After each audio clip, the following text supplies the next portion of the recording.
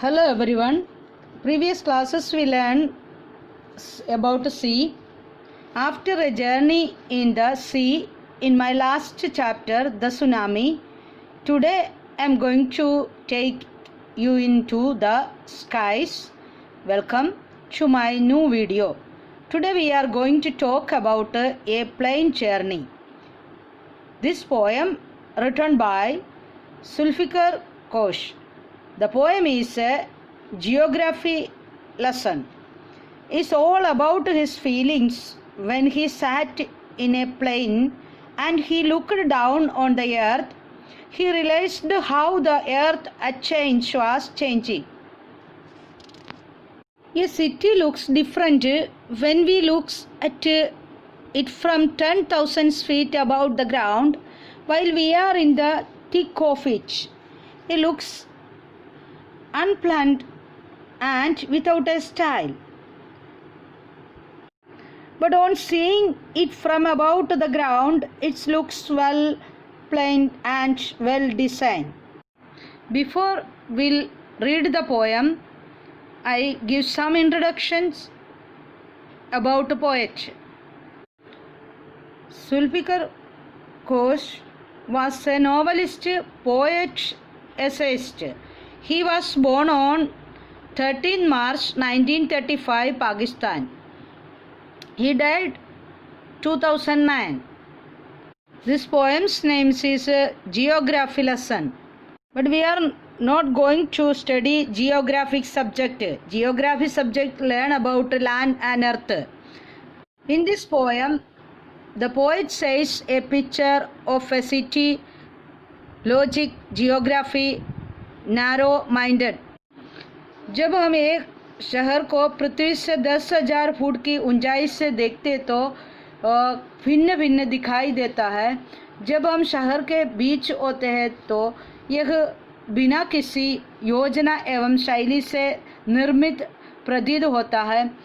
जैसे कवि इस कविता में इस तरह इसको वर्णन कर रहा है. एक सिटी को जैसे देखती हो तो क्या क्या कवि को दिखाई देते ये पोएम में बता रहा है. Now let us reading the poem. When the jet sprang into the sky, it was clear why the city had developed the way it had. Seeing it is scaled 6 inches to the mile, there seemed an inevitability about what on ground had looked haphazard, unplanned and without style when the jet sprang into the sky. When the jet reached 10,000 feet, it was clear why the country had cities where the rivers ran and why the villages were populated. The logic of geography, that land and water attracted man, was clearly delineated when the jet reached 10,000 feet. When the jet rose 6 miles high, it was clear the earth was round and that it had more sea than land. But it was difficult to understand that the men on the earth found cause to hate each other, to build walls across cities and to kill. From that height it was not clear why. Now I want to note to you difficult words. Sprang, moved up, took off, ऊपर उठा. Inevitability means state of being unavoidable. किसी बात को डाला या रोका ना जा सकता है. Haphazard means without any plan. Populated, full of inhabitants. आबादी. Delineated means defined, स्पष्ट हो गया. Rose, went up, ऊपर गया. Build ball, create barriers to separate people. दीवारों खड़ी करी। Just explain the poem. First जन्से में कहता है, जब जेट या हवाई जहाज आकाश के तरफ उठा तो यह स्पष्ट हो गया कि शहर का विस्तार इस तरीके क्यों हुआ। जो शहर ऐसे दिखाई देता है, पोएट को दिखाई देता है जैसे 6 इंच माइल ऊपर जैसे जाता है तो कैसे उनको दिखाई पड़ता है। अतः शहर के छोटे रूप को ऐसा लगा कि धरती पर दिखाई देने वाले शहर तथा अनियोजित विस्तार को रोका नहीं या नहीं हो सकता है, ऐसे दिखाई देता है।